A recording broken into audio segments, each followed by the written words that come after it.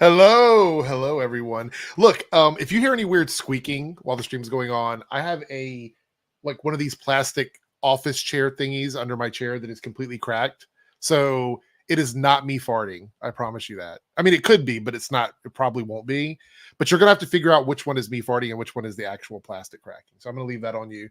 Today's stream, we're gonna be talking about CinemaCon and the Deadpool and Wolverine stuff with all the Disney stuff. We have a ton of stuff to talk about from CinemaCon that we didn't talk about on Saturday at the after party. So I'm super excited to talk about that.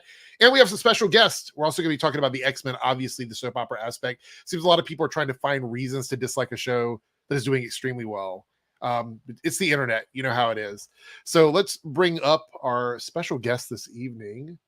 And here we go. We have Omega in the house. Hello. Matter of fact, closet. Let me turn on names because there we go. So all right, so Omega's here from the closet as always. This is gonna be, you should actually start a podcast. Yeah, Omega from the closet. Yeah, that would be really good. We also have Darren is here with us. Hello. Good to see Hello you, there. Darren. What's going on? How's it going? Yeah, it's pretty good tonight. It's raining. I have my window open. It's been raining here all night. I don't know if it's raining where you are, Omega, but it's been raining. Is it raining for you too, Darren? Is it raining there? It's been the weirdest weather. Yesterday, I was recording a video, and halfway through, the power just went out, and I was just like, wow. Darth was just stuck in the studio, being like, "What do I do? I don't know what to do here." And then 5 minutes later, it's like 70 out, and it's gorgeous. It's like, yeah, I was gonna say, well, at least you had someone there to host. Like, it was could you imagine? I can only raining. imagine if you were broadcasting on StreamYard and you disconnect while the stream's going and nobody else is in your stream. Like it would just be nothing, completely dead air. All right, we have a special birthday in the house. That's why I saved him for last. It is 3Dub. Happy birthday, 3Dub. Birthday, bro. Yeah, so it's 1 year. You done anything exciting for your birthday today, or there was plans, but fell through. Oh, well, that's the way it is. But you know what? You're here with us now. It's going to be great. Yes. I don't have a cake or anything for you, but just know that if I could send you a cake through email, I would do it. So, here's my crown. I'll just send it over. There you go. So anyway, we're gonna start out. Wait, is the audio working? I have background music playing. I hate dead air. You guys know I hate dead air, so hopefully it's back there playing. So I was going to be like the squeaking chair was Omega's, by the way. Oh yeah, that's gonna cover up all the cracking plastic under mine. So anyway, so you should have gotten it. Yeah, this is gonna be on both of my channels because it's a general topic show. So if you're watching on main or backup channel, whatever, however you want to look at it should be there. So thanks everybody for watching on Eric Reloaded and Eric Debunked. I appreciate it. I want to give a shout out to some Team Eric members. We have Lone Wolf here. Good to see you, Lone Wolf. Victor, good to see you, Victor. Glad to have you here with us. South Texas Shark is in the building. Good to have you here. And it looks like we have a special guest wearing my pink as well, which is Paigey in the house. Paigey, you don't even watch X-Men. Like, what are you here for? Moral support? What is going on? I'm here to call out the woke agenda that's striking Hollywood at the moment. So, or are you waiting for the CinemaCon news so you can call it the woke agenda on the CinemaCon news? Is that what it is? Is that what we're doing? I don't know. It depends which. Or what about the woke agenda that's affecting Warhammer now? Oh, I saw some of that. We're not even going to get into Warhammer because that's a mess. We'll save that for a gaming. We'll do that for your podcast. So, firstly, yeah. Can you please stand up? You've got a custom T-shirt using that stupid font you always use. Yeah, okay, I just wanted to make sure what it said. It's the name of my new podcast. It's going to be on the. I just had to because I could see the typical font that you had. It is actually my digital font. Does it have anything on the back? Come to life, so no. Why would I have something on the back? Well, you kiss my ass. I don't know, something like that. Kiss my ass. What is this you're showing us, Omega? Well, so we're not going to talk about Warhammer. This is actually an old rule book. Well, the thing about it is we're going to be talking a lot about it when the Warhammer show comes out because that's is that on Prime? What is that going to be on? I think it's on Amazon. I think it's Amazon. Yeah. Or it could be like some it would have to be like they wouldn't do Amazon Studios and then release it elsewhere. Yeah. What episode of Fallout are you on, Eric? The second to last episode. I still need to watch that. Okay. It's really I'm going to say this right now. There are people reaching no pun intended with the Reacher show, but reaching to try and find a reason to dislike Fallout because it's another like home run. Do you want translation from video games? Do you to want live my action? take, which I don't think is hot at all? I think it's just an obvious take. Is it lukewarm It's or is it like? what is It's it like? clearly the best video game show or movie that's ever come out. I don't know if that's a hot take. I feel like that's a pretty. I think it's solid like- take. most people say that. Yeah. It's so good. I can't believe how good it is. Yeah, no, it's. I would say that it's in a pretty good spot because if you look back historically, think just a couple of years ago we got that Resident Evil show on Netflix that was really bad. Like, I so- love Lance Reddick, rest in peace, but he Yeah. should not have been Albert. Wasn't Wesker. that in the same vein as the Halo show where like it wasn't anything like the games? It's Oh like- God, yeah. Yeah, the Halo show though, I think the Halo show is fine. Like it doesn't have to be like the game, but clearly it's not. Like if you like the game, that doesn't mean you're gonna like the Halo show. I don't think because Yeah. it's just a sci-fi military show. Well, I mean, probably like what 70% or 75% of the Halo fan base probably never played the campaign. They just jumped on multiplayer. So probably. I mean, fair enough, but yeah, I'm gonna have to disagree with you on that. It's kind of like with the Fallout show. Which Castlevania. part? Which part do you No. disagree with? Nah, you don't have to. Well, you don't have to like the source material in order to. Oh, okay. Yeah, I'm like it went because with Castlevania, Fallout, and God, there was another. I can't remember what it is. Last Hell, of I Us. even throw in last Avatar, the Last Airbender, the next one. They're close enough, but they're not 100%. But it's like when you respect the source material, it's a good show. Oh my God, Bryan Singer, who fucked up the mic, who the freaking. Well, to be fair, the Fallout Fallout game isn't a story from the game.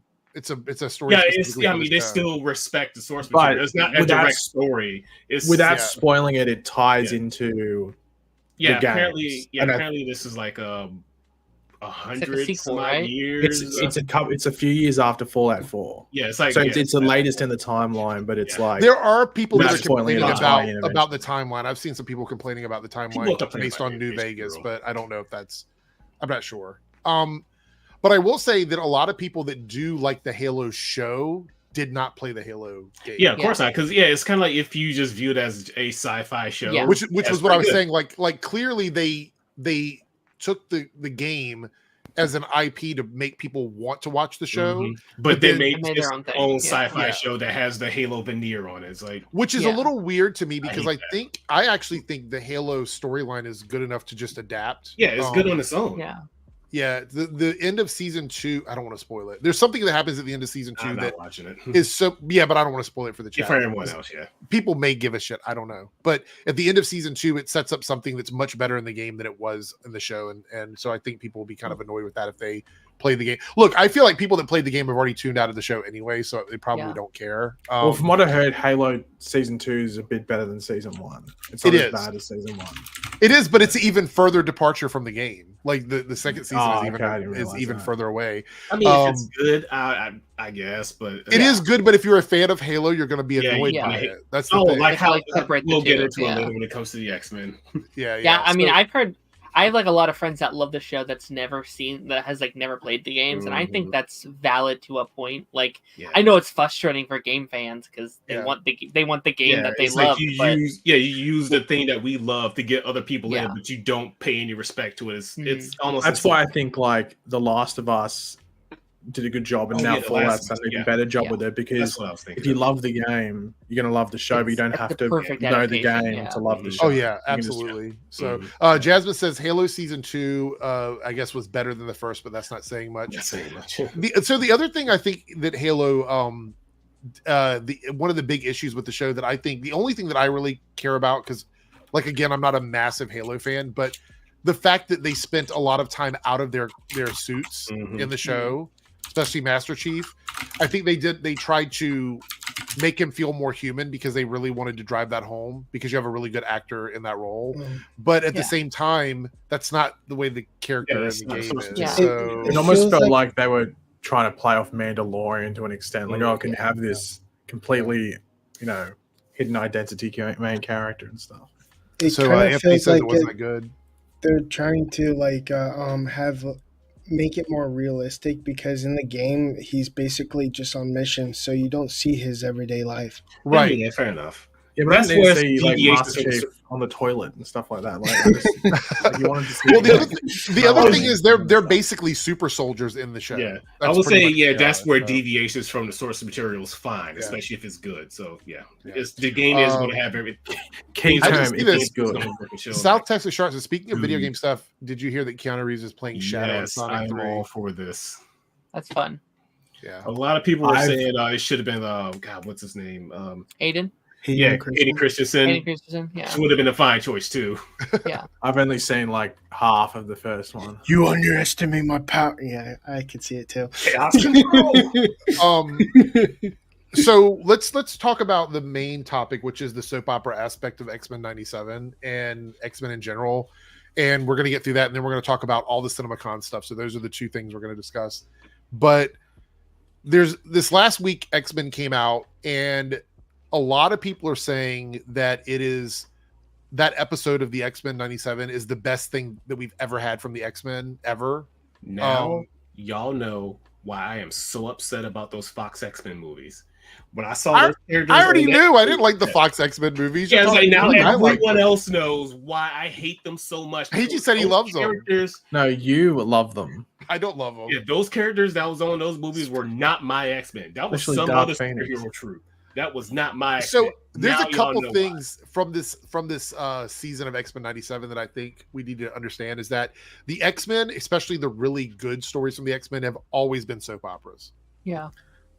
I mean, why. That's comic just the books as a reality whole of are it. soap operas. Yeah. True, Yeah. true. But remember, like going back to the Arrowverse, here we go. Omega's tuning out already. Going back to the Arrowverse, one of the big criticisms that those shows got, even Smallville got, was that it was too soap opera. But the reality is that's what these stories are. Yeah. They're just with superheroes. They're soap operas with superheroes. So there is punching and powers and stuff or whatever. What do you guys think? Well, it's not even that. It's also the fact of, oh my god, I have a twin brother I never knew about. Oh my god, he's popped out of nowhere. Oh, didn't you die Yeah. 3 years ago? Yeah, I died, but not really. I'm now back alive. Like they're all soap opera elements. I kind of think that's what makes superheroes is like their human sides, right? Is like, yes, we love watching their, like Spider-Man swing through the, the city. But what I think makes it so special is like, who is Peter Parker? Who is he at his core? Like, he can't hold a job. He can't keep his girlfriend. He can't get back in time to do this, this, and this. Like, that is like soap opera thing. He's delivering that, pizza, like in Yeah, the city and it- stuff. So that's why we love him so much. And I kind of going back to like your CW thing, I think that's kind of what made, when those shows were good, I think that's kind of what made them so special is we got to spend 22 episodes a season with them, learning their family, learning who they are, getting to see their jobs every day. Like those shows or not, we got to spend time with them, which you don't which get to I do a lot actually in the think movies. makes the characters feel more three-dimensional because Yeah. you really get a roundabout of the Mhm. characters. Like if you look back at I'm gonna use Smallville, and I know 3Dub is here. He's excited because I mentioned Smallville, but you look back at Called it Smallville, soap opera. and so I mean they are. I mean that's pretty much what they I are. call Like, it drama. well, that's soap opera can be dramatic, but like for example, even though I love Superman as a character, I think he's obviously a very cool, the blueprint for like a lot of like superheroes. Clark Kent is more interesting than Superman is as a character Yeah, fair fundamentally. Yeah, I think Clark Kent is the more interesting because Superman is just an extension of Clark Kent. It's not like a double personality or whatever. But it's Clark kinda Kent is the Superman more interesting character. he's the icon. He's who you're supposed to aspire to be. And I get for a lot of people that's very boring. And of course, Right. he has Clark Kent when he wants to get away from all that type of stuff. So I mean, think about like, okay, so this week's episode, we're so far along from the release of the episode that I feel like we can just talk about total spoilers here. So if you didn't watch this week's episode, I'm about to get into spoilers, but you would not feel as emotionally connected to Gambit if you didn't know who Gambit was as a character.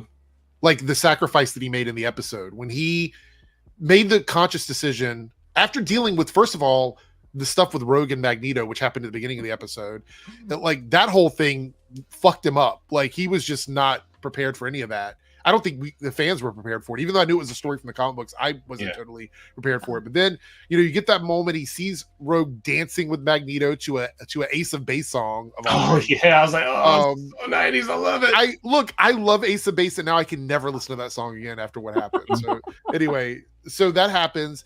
And then he immediately is so selfless, knowing what he went through, to just, he's like, you know what? You've got all these Omega people, like these Omega level beings here. You have Exodus, you have fucking Magneto, you have all these characters here that are powerful. You think of me as not a threat, right? Because I just charge things up and throw them. I mean, Gambit's cool and all, but he's just not on that level. But he did not hesitate to go after this like mega sentinel. Ultra yeah.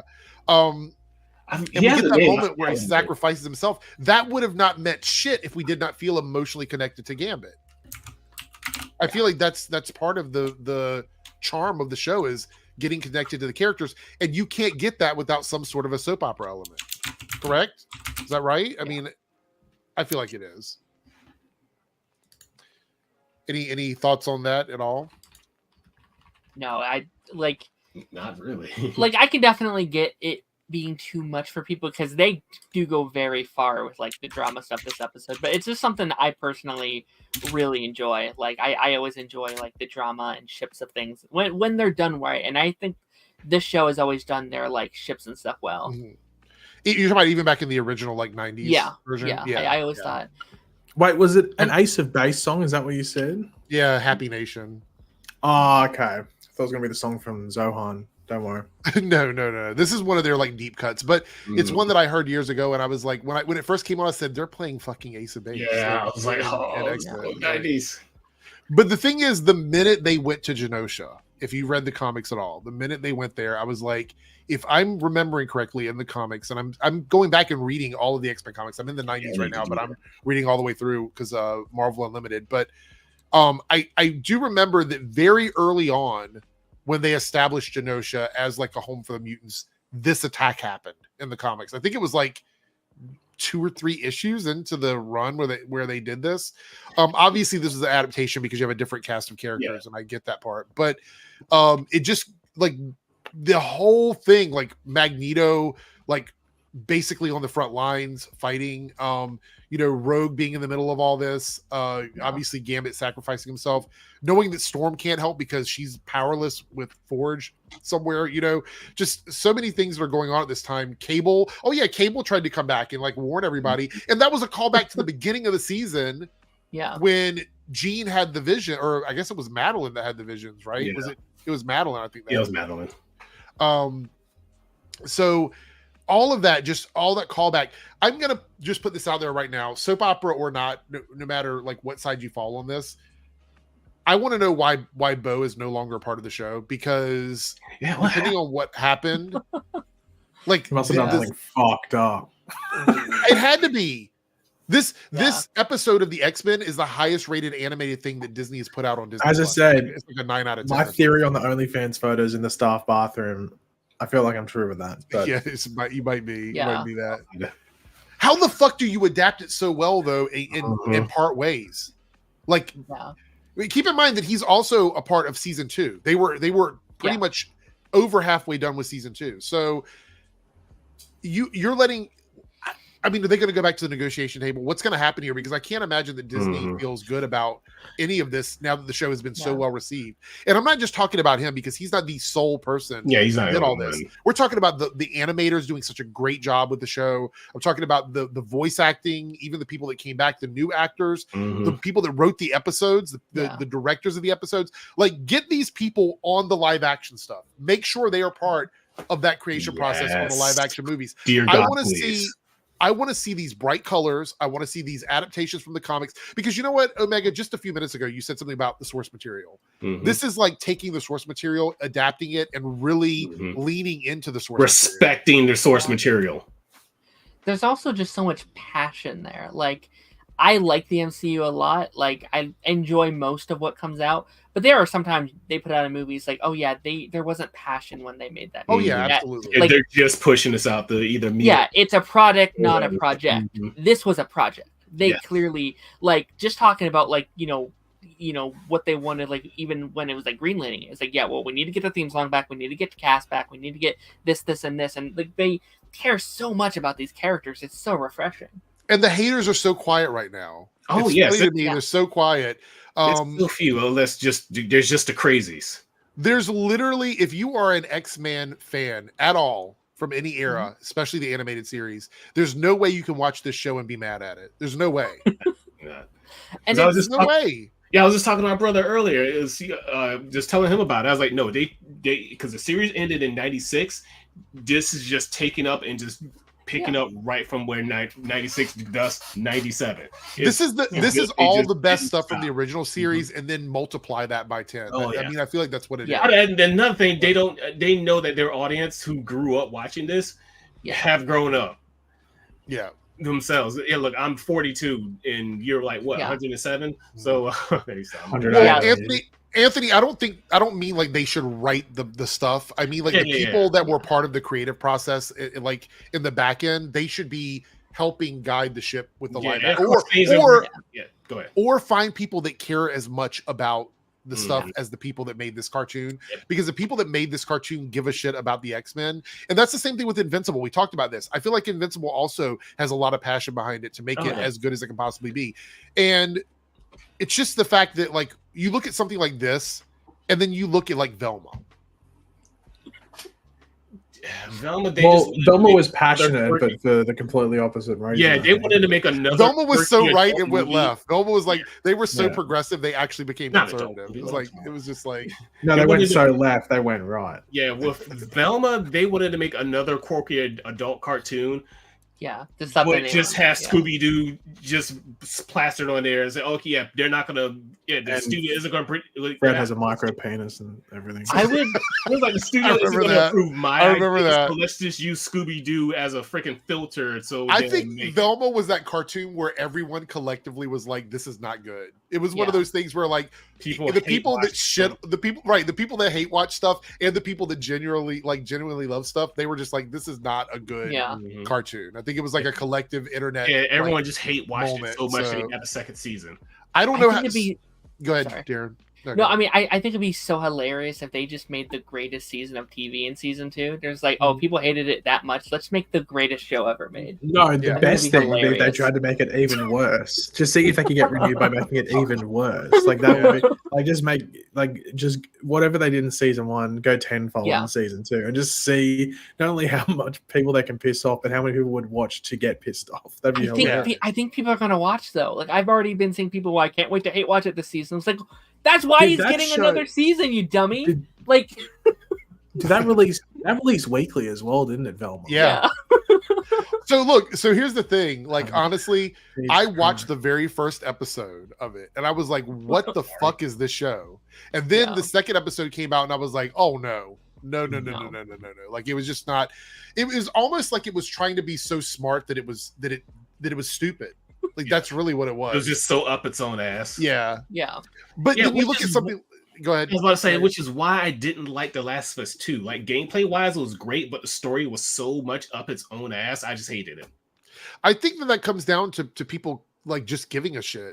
Like, I feel like these people say they're passionate about something, they go into it. If you don't have the passion that the people who made X-Men 97 has, then don't fucking do it. Yeah. Because everything could be X-Men 97 if people went into it and were like, I love what I'm working on. I love my job. I love going in every day. I want this to be good. We want to take not just one for one, but just take what was on the comics and then pretty much adapt that to cartoon or the movies or whatever. Let's talk about this for a second. I think this is really important. So Cyclops in this episode specifically is exactly like Cyclops is in the fucking comic books. Like, he has always been this hot and cold character where he's a great leader. He makes really good decisions, but he also snaps and does things. He's like dick a lot of times. Yeah. So this is exactly who he is. And I'm like, they nailed Cyclops. Yeah, granted, I know a lot of people are going to give me shit for this, but Cyclops actually is my favorite X-Men. But especially the movies and even the early in the cartoon didn't really do Cyclops too many favors. This one, he is very much comic accurate on this. Like, okay, so first of all, in the comics, and I know this might be it's probably a cold take, but we're gonna pretend it's a hot take. They screwed up when they decided they were gonna do, and this is probably, people may not know that, maybe I'm dating myself with this one here, but when the original X Factor came out, not the one from the 90s that everybody really remembers, the original X Factor, which was the OG 5 X-Men from the original series when that first came back in the 80s, and they decided to bring Jean Grey back because they knew that she was popular. And they had Cyclops walk out on his wife and child to be with Jean Grey after he was involved with Madeline. That was the point where I think that character took a turn that almost was irreparable at that point. Like you couldn't fix it. And so it just going down this path of him just being this kind of a dickish character. However, he's a badass. He's a great leader. Oh, yes. He's extremely smart, extremely powerful. That's why I loved in that very first episode where he was like using his optic blast to like move around the room and stuff. Oh, that was like, cool. I was like, finally they gave my boy Scott some freaking praise. Yeah. So I feel like that was a good thing. But yeah, I think they did a really good job with him and his stuff with Jean. But that goes back to the soap opera elements again. You need those moments between characters to make the show work. So, which is before we get too far from Cyclops, there was this one dude on TikTok I follow. He was called. Well, how far are we into the recording now that you won't get demonetized? Now you can do it now. Yeah, you're good. Okay. This dude calls Cyclops Scott Good Dick Summers because he got Jean Grey. Madeline Pryor. Later on, he gets up with Emma Frost. So he's like he got some baddies on his list. So. Yeah. Well, the thing about it is that Cyclops is the leader that Captain America is, but the asshole that Captain America is not. That's kind of what I've always thought. I mean, he's my favorite, but he is not perfect at all. Yeah. But I think that's what makes him interesting. That's the best thing about the X-Men is that no character. There's sometimes like, dang, Scott, what's wrong with you? Just flip over. Yeah. So again, I'm just really excited about the direction of the show. I know we still have 3 episodes left. I think is it 3? 5. Yeah. So yeah, I'm really excited about what am I thinking about? Oh, I was talking about the Bo DeMaio on Twitter said that the final 3 episodes are like amazing. So yes, I mean, it's like part 1, 2, and 3. Yeah, those last 3 are going to be crazy good. So anyway, I'm loving X-Men 97. I don't give a fuck if people consider it a soap opera. We watched the CW for a decade. At this point, I don't think it matters, honestly. So, but yeah. So, all right, let's jump into some of the CinemaCon stuff. Talk about that. So, we finally got to see I think this is on a cup somewhere. Can't remember. It's like a cup. Movie cup maybe. The Wolverine suit with like the mask and everything. Yes, I could not be happier. I could not be happier with this. I thought you were talking about a popcorn bucket. Never mind. Oh no! By the way, they came out and said that if they knew that popcorn bucket was going to be used that way, they would have never released it. I'm like, who didn't see that? It was like, did y'all not learn from the Dune bucket? Give me a break. Anyway, but this is the mask, apparently, like the official branding for the merchandise. This is perfect. I have no notes on this one. Yeah, this is what I want. Right. Yellow spandex. Isn't it hard to believe that it took us this long to get Wolverine in this costume? I am actually pretty upset it took us this long to get this. Yeah. I'm kind of like wondering that if you saw Marvels, right? The cliffhanger with Beast and the cloak, he kind of resembles the X-Men 97 version to where he's that. I think that we're going to see. And he was in the lab coat and all that. And then I saw Wolverine wearing that exact same suit. Right. That looks like that, but with sleeveless. Yeah. So I'm kind of like wondering, like, if we're going to see like a X-Men 97 version, or I could see that. Oh, I know whose fault it is. I was being facetious when I said that, but yeah, I can't believe it took this long to get it. Like that was kind of a joke because they teased it in the Wolverine movies, but then they never gave it to him. So just, I mean, granted, because the director or the showrunners thought it looked stupid, which I get. Yes, it does, but. He has been. It's like, this is why you. Okay, show of hands for everybody that's on camera, and if you're not, I'm just rambling. Go ahead. Like, so okay, that I think most fans, and I have no proof of this, so don't call me out on it. But I think most fans want the bright comic book suits. Like adapted, but still accurate to the suits. Yeah. Yes, I'm going to a comic book movie. I expect comic book bullshit. Yeah, fully. It's taken people a long time, I think, to fully be like, oh yeah, comic book movies should be they should be comic book characters. I remember when the Suicide Squad came out, and you had the scene with like the blood sport with his giant gun, and he's making it into a giant, and people were like, "This is too goofy. Why would they do this?" And it's like, it's a comic book movie. Like, did you know what movie you gave? You're not watching freaking Schindler's List. Yeah, if we had like freaking Yellow Schindler's a Schindler's List. Yeah, absolutely. This is stupid. But no, you're going to see an X-Men movie. You're going to see a Marvel Comics, a DC Comics movie. You expect comic book bullshit. Well, technically, if you're watching the first X-Men, you are watching a bit of Schindler's List, but not all of it. That's true. Well, yeah. I mean, fair enough. Yeah. I think we should have like the comic book version soup, but also have different versions of it to where different situations, like if he has to go on a stealth mission, you're not going to get break. Yeah, I don't mind that. Absolutely. Yeah, that's fine.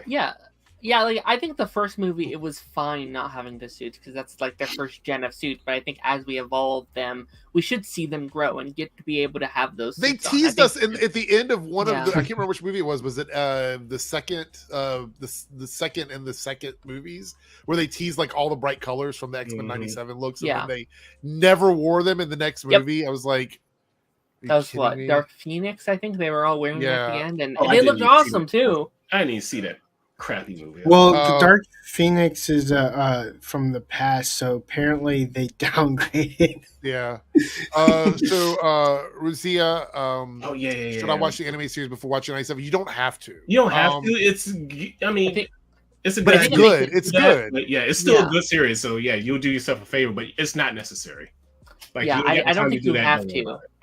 I think it makes the show better, but if you want to go in without it, you can. Yeah. Totally. Also, I know I've mentioned this before, but I'm just bringing it back up.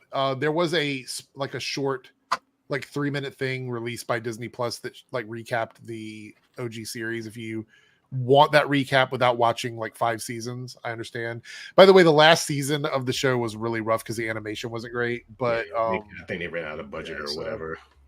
So yeah, Anthony says there was a deleted scene of Wolverine with a comic accurate suit. Yeah, but they just never wanted to give it to him. I don't understand why. Well, to be fair, the movie after that was Logan, and they weren't going to pop it out in that movie. I mean, yeah, granted with Logan, you're not going to have that because that's. I would have loved to have seen him in a ripped up version of his suit, maybe something that's battle worn or something like that.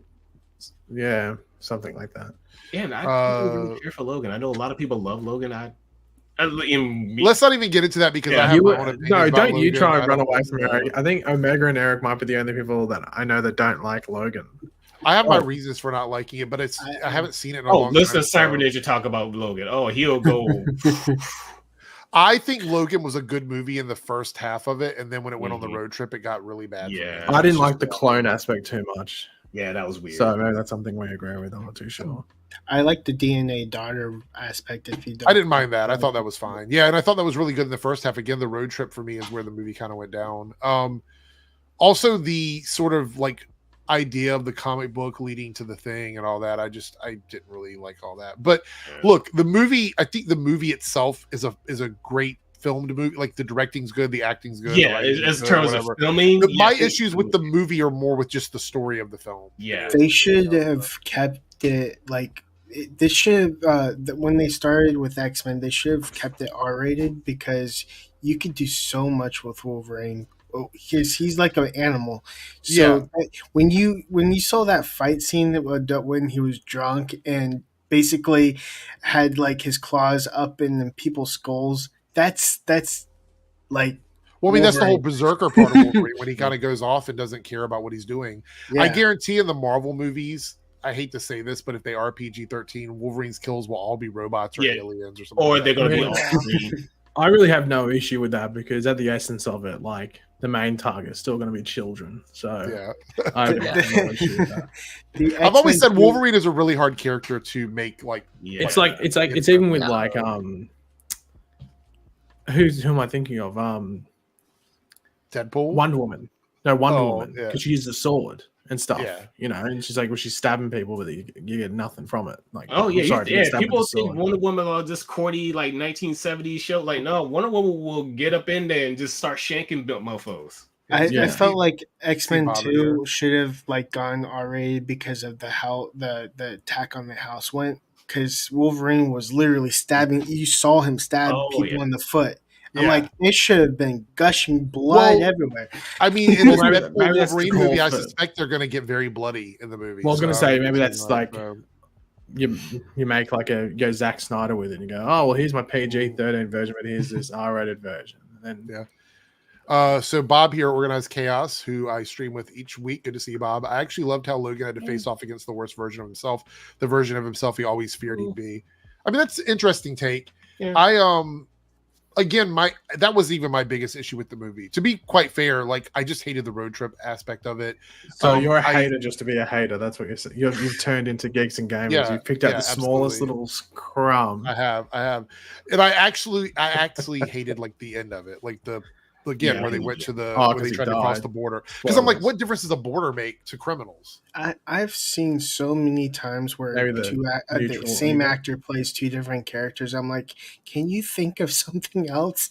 Yeah, but I mean, like in the end, where he's like, we got to get to Canada, and I'm like, what does that border matter to a bunch of murdering people? Oh, I thought you were gonna say who wants to go to murderers, Canada? freaking mercenaries. They was like, oh yeah, no, they're mercenaries that are murdering like children that escaped from a freaking. We didn't cross the border. Why do they care about a border, a fictional border? Yeah, really. Like they're gonna get the job done, get paid, and go home. Yeah. All right, so here we go. We're gonna talk about this stuff. The Deadpool and Wolverine showed 9 minutes of footage from CinemaCon. Suck it, Fox. We're going to Disneyland. And it says here the footage, it kicked off with Ryan Reynolds, Wade Wilson, no longer as a superhero, but a used car salesman. While he might not be a superhero at the moment, he's still very inappropriate. And on a test drive with the family, he says, not that I don't want to have kids, I just don't have a lot of V-sex, which it's a little weird, but okay. It's typical like Ryan Reynolds humor. Mm-hmm. After we see Wilson still has his Deadpool outfit in his locker, he and Rob Delaney's Peter head back to one-bedroom apartment. He splits with Blind Al and gets shocked by a surprise birthday party. Here we get to see one of the fourth wall breaks. Says, hey, she's cocaine in is one hell of a thing. So what? Blind Owl. I was trying to who is this woman? Yeah. And I was like, who is she? And I was like, oh, it's goddamn the blind woman from Deadpool. It says the party's interrupted as Wilson is taken by the TVA and meets Mr. Paradox. He says Deadpool can save the sacred timeline. He's going to give him everything he's ever wanted. Deadpool responds with, suck it, Fox, we're going to Disneyland, then proceeds to put on his new costume. So people are like saying that this movie must take place before the end of season 2 of Loki because of the whole TVA stuff. Yeah. That makes sense. I would say time works differently in the TVA. It does. But the only thing I can assume is that they're, I'm guessing, a different branch. Well, no. I'm thinking that it might be a different division inside the TVA that's coming after him. But at the same time, if Loki season 2 ended the way it ended, I guess we'll have to wait and see the movie. Like chronologically, it does feel a little weird to me, even though the TVA exists outside of time. So it is a little. If it happens after, we might get a glimpse of what, like the ending, some reference to the TV show that will tell us where the timeline is. Yeah. So Vanessa coming back. Like basically, Daredevil's just going to be a season 4 of Daredevil. So which is fine. I'm good with that. Bob here says it could be a TVA from the past visiting a future Deadpool. I think they're going to be visiting multiple Deadpools if we, based on the stuff we've heard about it. Yeah, and the photos. Justin, we're getting to this. We're going through this in order. So in the news that was delivered here. So Captain America: Brave New World shows first footage at CinemaCon. Harrison Ford asked Anthony Mackie to rebuild the Avengers. So it says here that we also show President Ross speaking with the staff having a lollipop because he can't smoke cigars anymore. I wonder why. Because don't you isn't it a thing for the rating? I know it's a thing for TV. There's a thing for movies as well. I don't know. Is it? Don't you have to be like an? Is it a character thing or is it PG-13? Yeah, it doesn't say. It just says that. Maybe it's Harrison Ford. Maybe Harrison Ford doesn't like to do that. Even they could do CGI though. They could CGI it in. Like give him a fake one. Maybe he doesn't want to promote smoking. Maybe he doesn't want to promote smoking. I feel like that's like if you're gonna play a character that's known for doing that. That seems. But then again, is it promoting sugar consumption? So pick a lane, Harrison Ford. He's like, oh no, lung cancer, but diabetes. Here we go. Diabetes. So it says, then he reveals his new look because he had to lose the mustache. It says he has to lose the mustache or he'd lose the election or something like that. It's like they're changing the character so much. I'm a little annoyed by that. Not because I'm a huge like Thunderbolt Ross fan. Like I'm not like, I know in the comics there's a big story with him and obviously Red Hulk and stuff, but I just feel like that's a lot of changes when you're trying to bring a character over with no real explanation for why they look different. I mean, obviously we know why in reality, but in the movie, it just seems like a weird, I don't know. It's weird. Anyway, the footage cuts to Isaiah Bradley and another agent being activated by some high-pitched noise. They start attacking your heroes. So the original OG, like super soldiers, are going to attack the main characters. Chaos ensues, and President Ross even throws a big punch. As Sam notes, the inner circle has been compromised. And that's going to be released on February 14th, 2025. And obviously they are changing it. They said it's going to be very similar to Winter Soldier, like the vibe of the movie, which I think is a big plus. I think a lot of people are going to like that. But they also said that about the Secret Invasion, so I'll hold my breath. Yeah. Oh, I will stand by the fact that Secret Invasion is the worst thing I've seen in the MCU. Yeah, it is the worst. It dropped the ball so hard. Yeah, like, it was I really liked how it started, and it's by the end I was like, what like the first 2 episodes had so much promise. Yeah. They should have like been renamed Identity Theft or something like that. It would have been so much better. Well, I don't know if you guys remember, but I don't know who was on a stream with me when I talked about it, but there was a lot of stuff in development that really screwed up that that show. Everything from like last minute production changes, writers leaving, showrunners leaving, episodes getting cut, the budget being changed. There was just so many problems with that. And then we end up with someone who didn't even know anything about the comic book storyline, which again, I don't think people have to be diehard fans, but if you have somebody coming in like a director or a writer, all I ask is have somebody from the comic book division to be there to say, yes, that makes sense, or no, that doesn't make sense. So that way they can do it. So. From what I heard, literally from what Secret Invasion did was Kevin Feige basically said, don't follow the source material. Yeah. So I don't really count this show. The Inhumans is another level of bad that I just don't even. And it like, didn't they call Daisy something else though? What do you mean? She wasn't technically an Inhuman. She was basically she was born. Like they had a different name for like the Inhumans that were either born in the royal family or were changed on Earth by Terrigen Mist. I don't remember what it was though, to be honest. Maybe somebody in the chat remembers. There was a different name for it though. I know that in Avengers it was enhanced people. Yeah. Cody here with a $5 super chat. Thank you, Cody. Says, I'm not excited for this movie anymore between turning an old black man. So he's talking about Isaiah. Into a killer and the character I won't speak of, which is Sabra, however you pronounce that, who's being completely changed, apparently. Completely changed, though. Apparently changing the entire storyline of the character. Yeah. Which is why they went and did reshoots. Which, by the way, I think based on all the controversy, they should have just redid that entire storyline and not even included that. I'm very nervous for this movie. Just all the controversy we've heard, like them having to reshoot the entire movie. Basically, rough. Yeah, they said like the second and third acts of the movie had to be reshot. Yeah. And the final battle was reshot completely. They didn't use any additional. It's releasing on Valentine's Day next year, so it might kill some budding relationships as well. So might have that on its back. I want it to be good because I like Sam in this role, but I feel like this movie has had so many issues in production that it's an uphill battle before we even see a trailer at this point. I'm wondering how modern audiences are going to take to it because, how many people actually watched his show in prep for this? I think that we saw how that works with the Marvels, right? Like there are people that love the shows that are going to watch everything and be engaged with everything. Except we actually they don't need to watch the show to understand who Sam Wilson, because he was introduced in the films, and in the films the Steve Rogers old guy gave Sam the shield, so they don't really need to and They're excluding Bucky from the show purposely, so that way we don't have any backstory between Bucky. The issue with the movie is that if it doesn't address early on his like struggle of accepting that role and that mantle. Hey, G, I think the show was what I think is going to happen. Tell me if this makes sense to anybody else. But I think at the very beginning of the movie, he will have a conversation with someone, maybe Ross, maybe someone else, and he'll talk about the struggle to take up the mantle, and he'll make some comment about, it was a struggle, but I managed to pull through. Yeah, something like that, like a little clip or something. I would love it if it's like him walking down the street, I don't know, walking on sunshine in the background or something, and then it's like the record scratch, and it's like, want to know how I got here, and it's just a 5-minute recap of Falcon. I don't. But see, the problem is if it's going to have vibe of Winter Soldier, that's not how they're going to address it. They're going to maybe it's like death metal or something. I don't know. By the way, I don't have the picture here. Let me see if I can find it. There's a picture that shows him in the suit, and he's got like the Captain Marvel like half sleeves, and I'm like, what is the obsession with that design?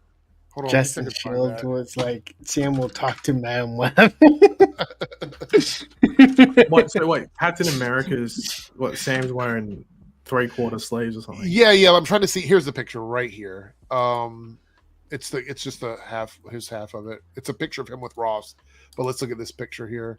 So that's the suit, which looks fine. I think the suit looks fine. They had to redesign it because that mask was awful in the show because they had to keep like. Okay. Couple things. The Flash managed to make those kinds of masks work without bending too badly. I don't know why it was such a problem for Marvel, considering they have so much more money to do that. Because if you look at the way that the suits worked on the later seasons of the CW shows, they became like genius masters of making those cowls work on actors. Because look at like Bart and characters that had like the open face or whatever, they didn't have any trouble with it, because even Keenan's suit did have a little issue in like the earlier seasons, but they changed the cowl towards the end of that season and it ended up working. So I don't know, maybe it's a comfortability factor or like the ease of getting it on and off for like the A-list, because they're not going to sit there all day and wear it. So see how the shield sits on top of where the wings are? I think that's the way it is in the comic book. But those sleeves that come right below the elbow, I don't understand that design. It makes sense for me. Are we sure that's Marvel. His skin though? Yes. Yeah, it is. They talked about it. It's weird though. It's like, isn't it? There's gloves. It's there's like fingerless gloves. It's basically the Captain Marvel sleeve. It looks like a 12-year-old trying on his winter clothes from last year after a growth spurt. Like, what's going on there? It's just, Mom, these don't fit anymore. I think the suit looks okay otherwise, but the sleeve design is very weird. Maybe it's just for the shield. Maybe it's just easier. It makes more. I don't know. But then I think the suit is probably made by Wakanda Tech, most likely. If I had to guess. Also, it goes down, but it's like, why would it need to go up? No. I'm thinking that we will see, like when he's in combat, the mask comes on and the gauntlets go down or whatever, because they're all Wakanda, like nanotech probably. I feel like we should. Go ahead. I feel like we should speaking like in game, you saw that Steve Rogers' shield got cut down, like it was broken when during fighting. So I'm like, shouldn't, because we now know that the thing that the vibranium or whatever the shield is made of is not the strongest metal. Yeah. So I think we should forge a shield that's the strongest metal. Well, speaking of that, I didn't mention it, but they did confirm that Deadpool's swords will be adamantium. Ooh. Yeah. So he will have adamantium swords because he's got to face off against Wolverine. But isn't that because the TVA are making all his shit now? Yeah. His Deadpool suit, the one that we see, is made by the TVA apparently. Nice. Yeah. Where's it at here? So Tony makes a good point. People who didn't watch that show won't know who Isaiah is. I mean, I honestly didn't know about him until the show. Then I had to look it up. Yeah. So that is one of the weird things that you probably won't know if you didn't watch the show. But look, the reality is, I think the show is pretty good. I think it's a pretty good series, all things considered. It's fun. I think the villain aspect isn't that good. Like, I think it is. Yeah. That's the weakest Bucky part. And Sam are good, but the villain stuff is not very good to the point where it brings it down a bit, especially. The villains are people who have been displaced because of the snap, which I feel like that's it's a great concept. Sympathize with them in the end. It's like, no, you're a bit of a fucking annoying bunch of people for most of this show. Like, I don't really care. You can die. Dalton says, "Hot take: The Marvels is funnier and a better movie than the first Deadpool." That is a hot take. What do y'all think about I mean, hey, if you enjoy it, the Marvels better than first. Hey, more power to you. I will say this: the Marvels disagree, but hey, I think the Marvels is a great it. movie. I think it's funny. It is a funny movie. I wouldn't say it's better, but yeah, I would say for me, yeah, I think it's a valid take. But yeah, I don't know if I necessarily agree with it. But yeah, chat, you'll have to let us know. Marvels is actually better than people think it is. Like, oh, absolutely. It's just I don't care about Carol Danvers. I didn't like her in the comics, and I'm indifferent to the movie version. So I guess I'll watch it when I'm bored and get. It's actually look. I'll be honest with you. I think it's a better fit in Marvel films than a lot of the other stuff we've seen recently. I think it vibe wise, it's better than Thor: Love and Thunder. Yeah, it's better than Ant-Man Quantumania. It's better than that movie. That's not a high bar. No, but what I'm saying is that like everything Marvel's tried that has been weird, like this movie fits within the vibe of the Marvel cinematic. Well, the thing that helps this movie is that it's only like 90 minutes long. I mean, I watched it and I didn't turn it off. I don't think it's that great. I think it's pretty mid, but it's easy to watch because it's only like 90 minutes or something. I think it might be 90 with credits as well. Yeah. So here's Journey here says tech expert. Okay, we'll take your word for it.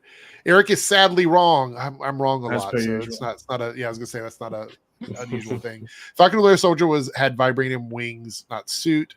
Captain, well, that's a lot of abbreviation, but you had to do it because of the super chat. Yeah. Captain America Brave New World, what a title. It's not vibranium also, the suit is a downgrade. Well, I'm gonna wait and see what the suit can do. Obviously, yes, the metal plays a factor in it, but Wakanda's got some tricks up their sleeves, so I'm gonna they ain't telling everybody everything. Yeah. Look wise though, I would agree. I think the other one looked a lot better. The white suit. Yeah, I love that. Oh yeah. So the reason I love that suit is because like the standout thing for Captain America is the blue. The blue is like the main color in that suit, Steve Rogers' suit. So when Sam took over, making white the dominant color actually differentiated him from Steve Rogers. And so now the suit that he has looks like the stealth suit from the Winter Soldier movie, which is fine, but it doesn't look as unique as the white suit, which I think was very. I really hope he wears both. Like I hope he at least starts the movie with the old suit at least. Like you said, I think there's a reason that he's wearing it. Yeah. So what else do we have here from Disney? So we had Kingdom of the Planet of the Apes released 13 minutes, but that movie comes out very soon, right? Isn't that next month? May? Yeah, so May. Like May 9th, 8th, something like that. Yeah, it says here, we talked about this a bit with the trailer. Paige and I think we watched it, where the trailer, I complained because it looked like the main character was like a model existing in that world. After humans have pretty much gone feral. Yeah, it says Noah, the protagonist of Kingdom of the Planet of the Apes, is one of the three apes, leaps across a chasm and climbs his way up to a nest of eggs. The mother hawk returns. Hold on, did you say chasm? Yeah. Chasm, whatever. It's I know what he's talking about. Again. We cut to Noah's village being attacked by bad apes who want to burn it down. It's always this battle between like the good and the bad apes. They wear armor and have tasers. Wow. All right.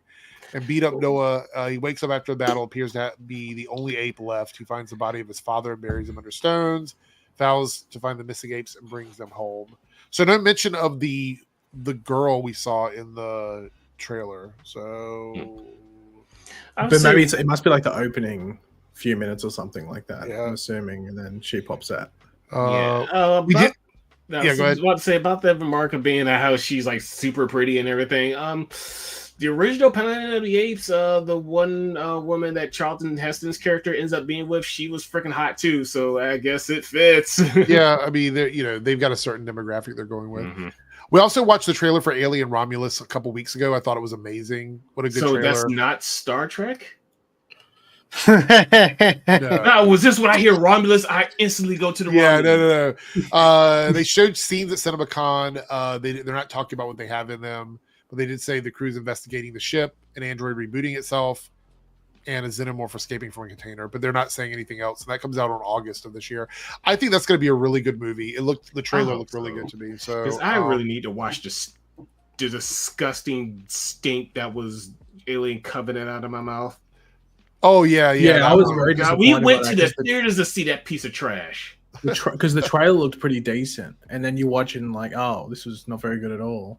Yeah, there's a couple of good action scenes, but the actual overall of it is quite harsh. Apparently, they showed footage from Inside Out too. Has anybody excited for that movie. I don't Definitely. excited for it. Definitely. I was gonna say, isn't Darren the Disney dudes? Yeah, I'm pretty excited for that one.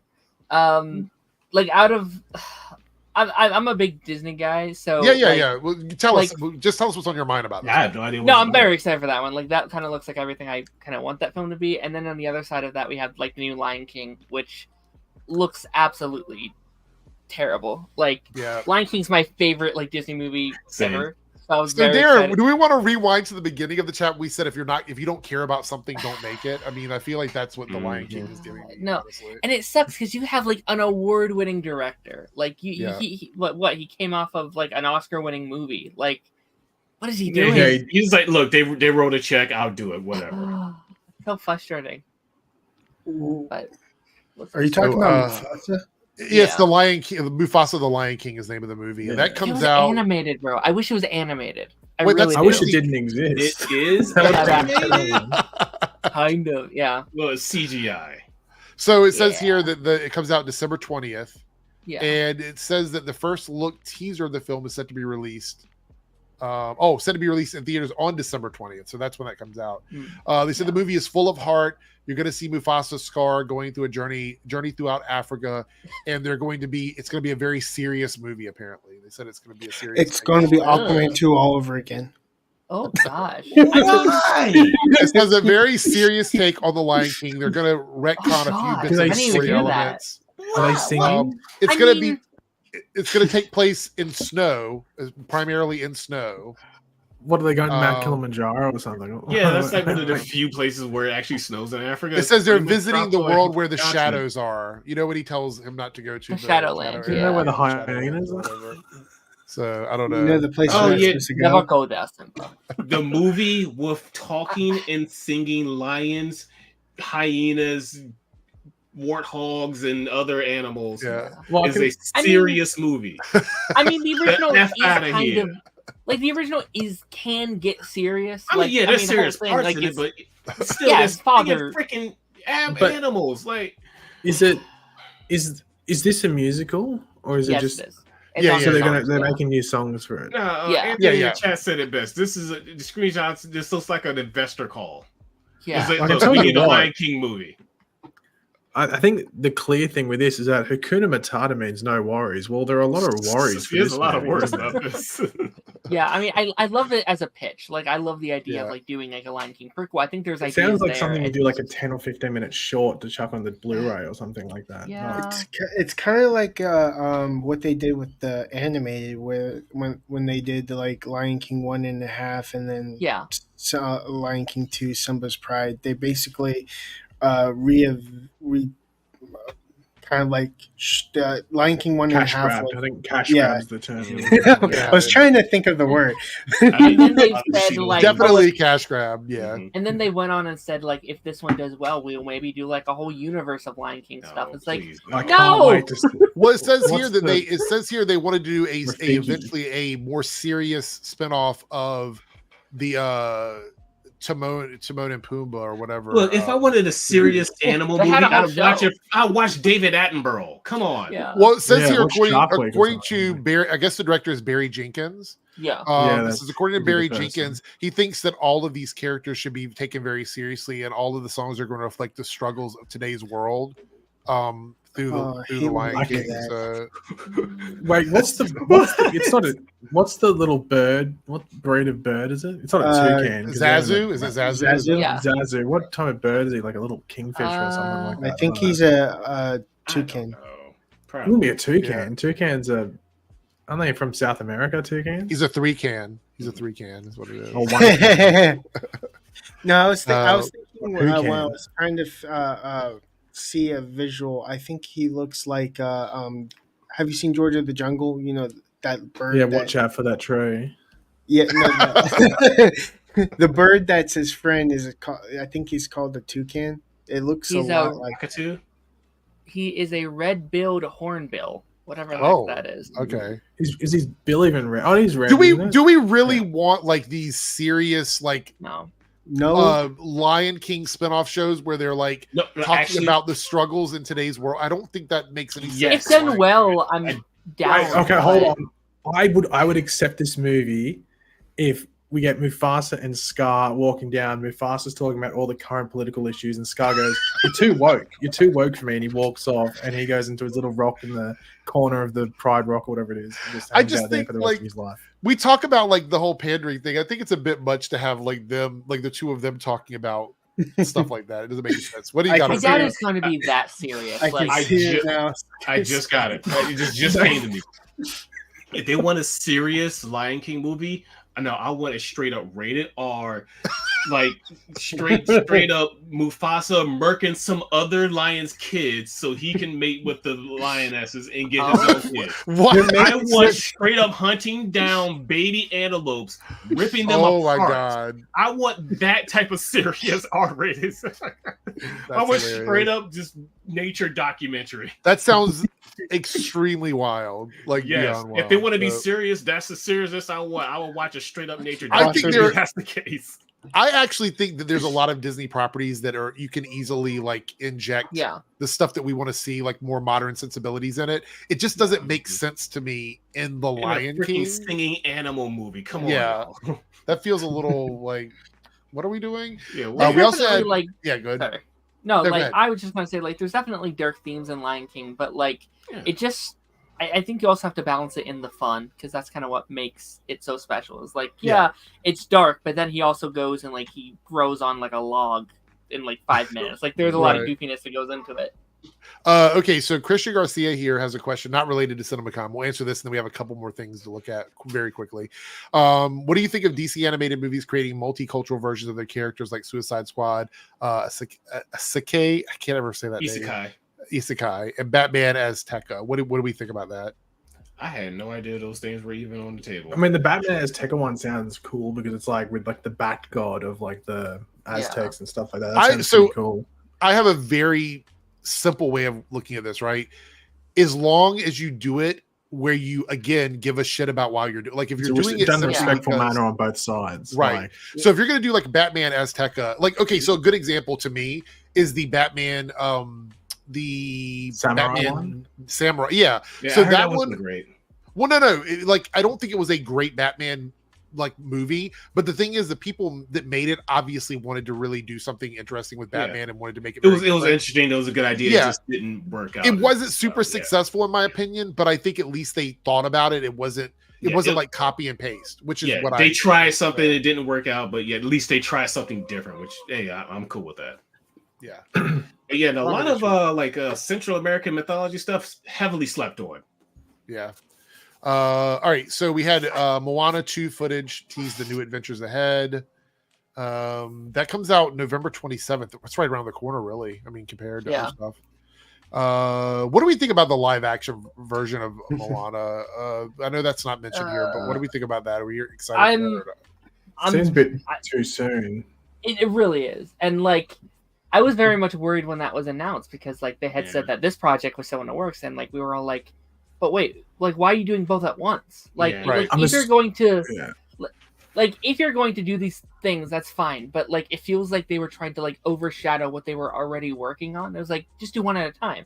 Like we have Frozen 3 and 4 happening along with like their live action one. It's like why focus on the ones that's actually popular. People actually want. Disney has came out and said that's not what they wanted to do. They wanted to like pace everything, and now they're overlapping stuff, and it just doesn't make sense. Moana's the only one where I can understand why they're speed running it, because it's clear that The Rock wants to play the character before he ages out of it. Yes. So that's why. But with the other ones, like you're not expecting, I guess, the women that voiced for the Frozen movies to play them in live action. You're gonna get like some 20-year-olds or something. You know what? You know what, Philip? I would not mind this at all, to be honest. I think that would be fine. Because actually, the Lion King Broadway show is I hear it's really good than a lot of the stuff that we've ever seen. So, my only concern is like I really hope they don't like exclude like how they exclude not monkey. They basically took out the pets. You know how the chicken just like screams on the boat? I want that in the movie. I don't care. That was too good. Was there anything else from Disney that I forgot? I think that was everything they showed at that's the main 3, I think. Holy shit, CinemaCon has become like just another Comic-Con at this point. Yeah. I felt like Paramount was really where it was all at this year. Yeah, there was like a Snow White too that's coming out too. I don't think we got any announcements for that though. I'm so worried about that movie because Rachel Zegler's received. We're talking about the live action one, right? Mm-hmm. Rachel Zegler's received so much backlash from that. It's just really. I know it's going to be really annoying when that movie comes out, whether it's good or bad. Well, Because the reality is, it could be bad. I don't know. Well, it's also a bit of a worry because she'd be sitting there going like, "Oh God," it has nothing to do with her really, but I don't know if that movie's going to necessarily smash the box office because it's also got that potential Gal Gadot drama as well.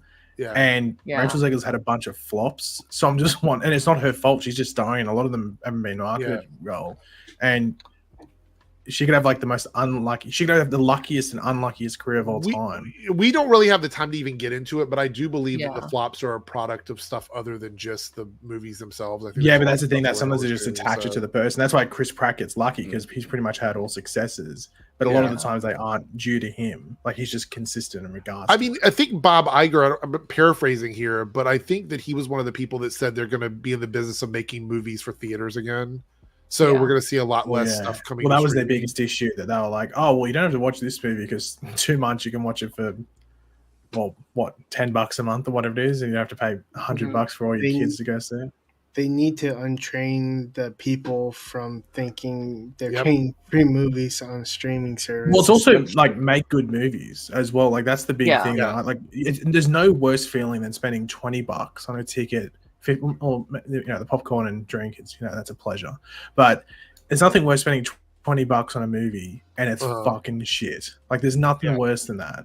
There's nothing worse than Cody swooping in with reality slapping us in the face. That press tour is going to be interesting to say the least for the Rachel's. That press, like, you got $5, Eric? Yeah, we got $5 because Cody just donated $5. Yeah. Who bites first, Rachel Zegler or Gal Gadot? Are you telling me to gamble the $5 that Cody just donated here for this? So thank you, Cody, for gambling. What's the gamble again? What is the gamble? Who bites first on that tour? Isn't it Rachel like Zegler $2? Rachel probably. Rachel. Do you think we're on camera?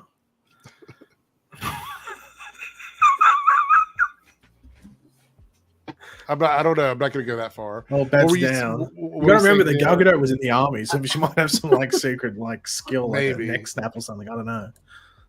I am excited for this movie. I am a little concerned though about like, how much does casual audiences care about Snow White? Because like, it's not like The Lion King. It's not like like a Little Mermaid and Aladdin. These are cool classics. Christian Stewart I've been saying this.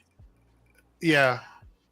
Look, I've been saying this for a minute. The people that were outraged about Snow White, I'm like, it's Snow White. Oh my gosh. Why are we outraged about Snow White? Of all the Disney properties, this is the one that people are mad about. It's literally probably, as Darren was saying, I would say if you were to ask people their favorite like Disney movies or whatever over the years, I don't know how many people would say Snow White. No. I saw so many like people Bambi. being like, it's like Bambi. Like Snow White and Bambi are two movies where I'm like, who would say that anymore? I saw many people being like, this is stupid, this is bullshit. I haven't seen it, but this is stupid. It's like, why do you care so much? Like, yeah.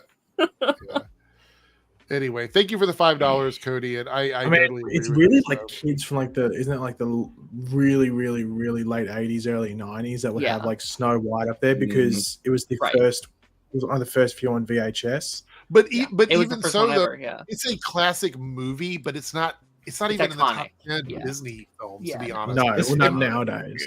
No, I mean, 1944, I think. Yeah, like obviously it's iconic. I just don't. By the way, one question around it. You know that picture that came out where it was Rachel Zegler, like you could actually tell it was her in the room with the dwarves. Is that real? Is that a real photo? So which one? The one that came out early on or whatever? No, not with them walking down the hill, but it looked like, and they were all like animated. Is that meant to be okay? Real? So the one with them walking down the hill, those were stand-ins. They're not the actual like characters. The one that showed her sitting in a chair with all the dwarves around her, that is the real way they're going to look. Okay, that's what I was just wondering because it was like in like a little cottage sort of thing, and it didn't look very good in that picture. No, it looked ass. That was a bad first photo to put out. That wasn't their best. It looked like it was quickly made up to dispel the walking down the hill one. I don't know. I look, I don't hate it because I would have to care about it to hate it. and I don't. Like, I don't really have much of a feeling about it. My main issue is the way the actors are being treated for the project. Like, if you don't want to watch the movie, you don't have to. If you want to, trash the movie, feel free. But I think going after Rachel Zegler, and then they had that whole smear campaign where they pulled out a clip from one of her videos from like a year ago where they're like, oh, look at her trying to cope with all the people saying stuff about her being Snow White. And it wasn't even about Snow White. It was about the Hunger Games. So it was a completely different thing out of context. It's really frustrating because, like, normally when you have stuff like this, like, an actor will have, like, an actual reason for them to be mad at it. But, like, she's right about, like, all the Snow White stuff. Like, it is a dated movie. Like, there are things that need updated from that movie. She's correct. So, I don't know. Look, the other thing is that Snow White is a movie, like, updated. Maybe it's going to be better because we talked about, like, for example, Moana, right? That movie is so recent. Why do we need a live version of it? Why do we need a live version of that movie right now? My viewpoint is my viewpoint on it is if it's felt that it's dated, then don't bother trying to remake it in live action. Just leave it as it is and go remake. I would rather them try and remake something that's dated than to make something that's so recent. That's my issue. Is that kind of like how they remake The Last of Us like 15 times. So, well, I mean, also like the fact that we got a. Okay, so question: do you think the Lion King live action was too soon, or do you think it was appropriate for that to come out at the time? No, it was fine. That was like what that came out the year I was born. I think that came out like in '96 or so. Right. So if you look at that, I think that is a good gap in time. Moana is not a good gap in time. No, it's not. It came out 2015. Yeah, not long ago. For me, it's not necessarily. Sorry, I think it's more about like. I don't think it matters how long it is. It's more about. Do you have a story you want to tell with it? Like, if you're just going to come there and make the same movie again, I don't think you should ever make it. Like, Lion King was a prime example. You literally came in there and made the exact same movie twice. And it was like, no, I don't care about this. With a couple of extra songs. That was it. Yeah. Like a couple extra songs. Was it one? Wasn't there just one? I think it was one on the movie, but you just so Beyonce could get an Oscar nomination, wasn't it? Yeah. When the live action actually does come out, it will be about 10 years. Like, it's from the first one. Yeah, that's still not very long though. But isn't that? It's I don't know. Basically, if you think of Lion King, that's basically 20 years.